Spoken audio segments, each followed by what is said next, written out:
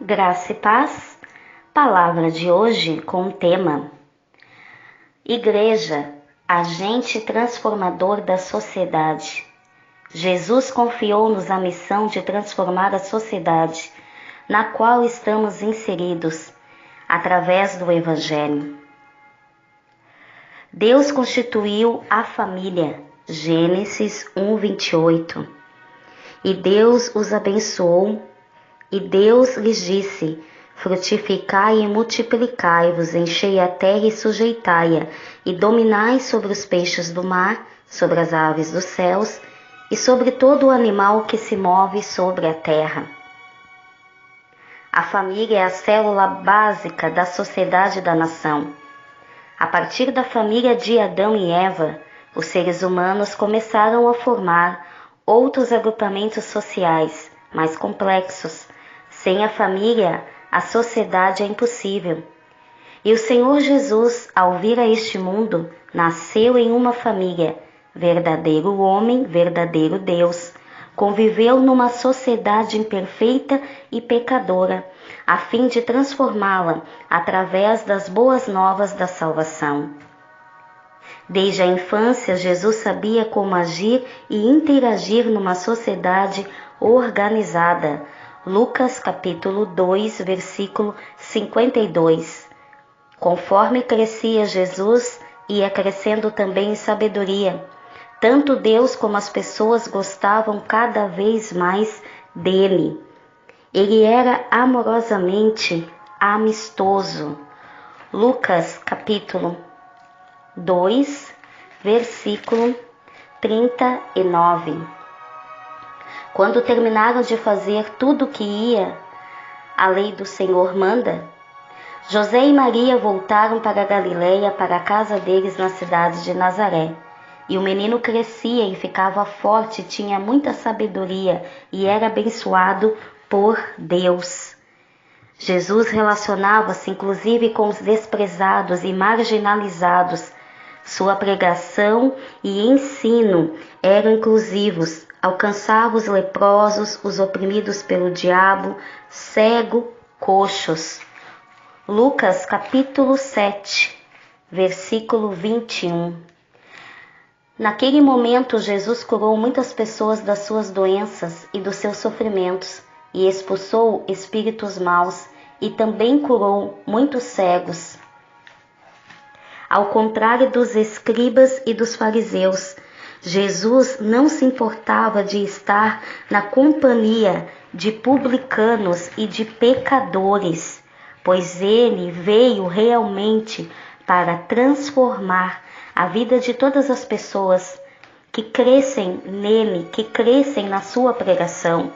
Marcos capítulo 2, versículos 15 e 16. Mais tarde, Jesus estava jantando na casa de Levi. Junto com Jesus e seus discípulos estavam muitos cobradores de impostos e outras pessoas de má fama que o seguiam. Alguns mestres da lei, que eram do partido dos fariseus, vendo Jesus comer com aquela gente, com os cobradores de impostos, perguntaram aos discípulos: por que ele come e bebe com essa gente? Jesus ouviu a pergunta e disse aos mestres da lei: os que têm saúde não precisam de médico, mas sim os doentes.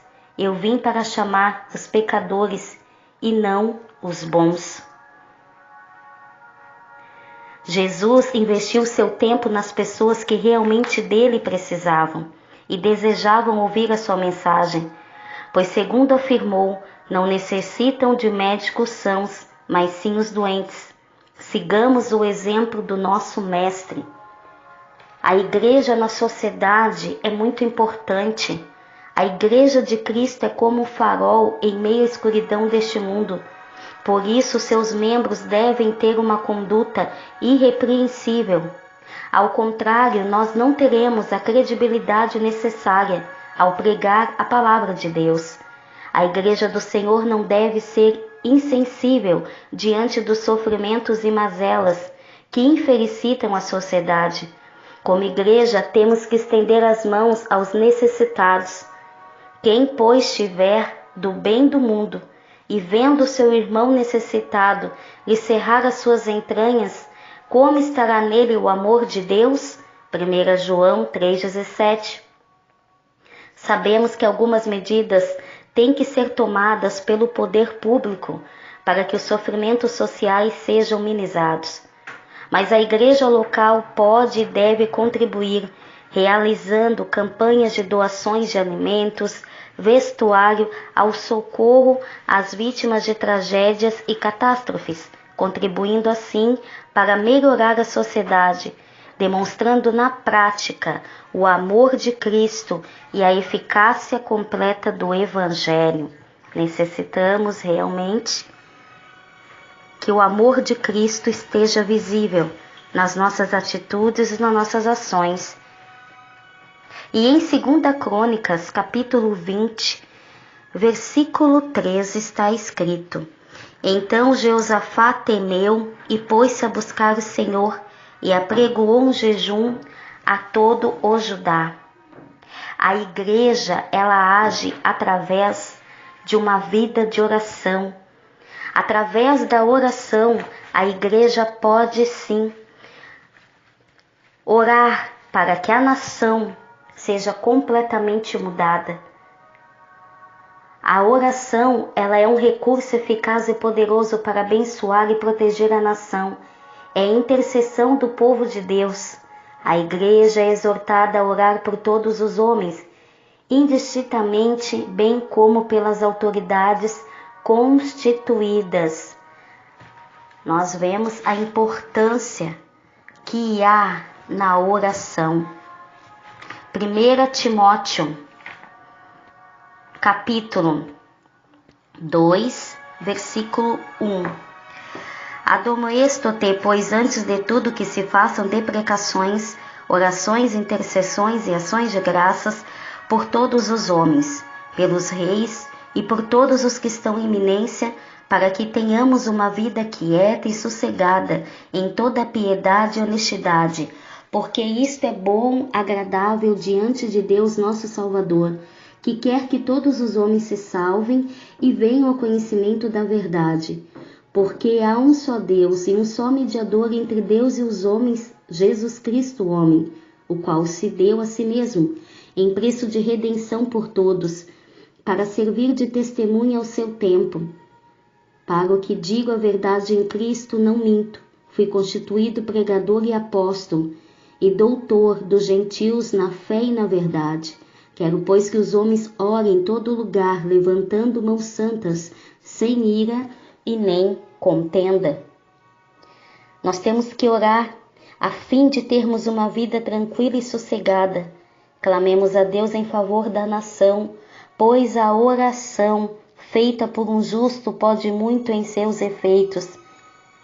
E nós vemos que a palavra de Deus nos revela nessa passagem de 2 Crônicas, capítulo 20, versículo 3, que Jeosafá procurou conselho divino em Deus para o problema que havia na nação de Israel. Ele se encontrava cercado por seus inimigos, convocou um jejum coletivo na nação de Israel, pois ele reconhecia que havia pecado, impiedade no meio da nação. As suas orações, elas foram respondidas. Podemos ver em 2 Crônicas, capítulo 20, versículo 17. Nesta batalha não tereis que pelejar, postai-vos, ficai parados e vede a salvação do Senhor para convosco, ajudai Jerusalém. Não temais, nem vos assusteis, amanhã saíres ao encontro, porque o Senhor será convosco. Então Jeosafá se prostrou com o rosto em terra, e todos os Judá e os moradores de Jerusalém se lançaram perante o Senhor, adorando-o. Quando nós reconhecemos que nós necessitamos de pedir perdão para Deus e buscar em Deus a direção para as nossas vidas, podemos ver que há livramento, podemos ver que há solução. Hoje há chefes de Estado que também procuram conselhos de pastores.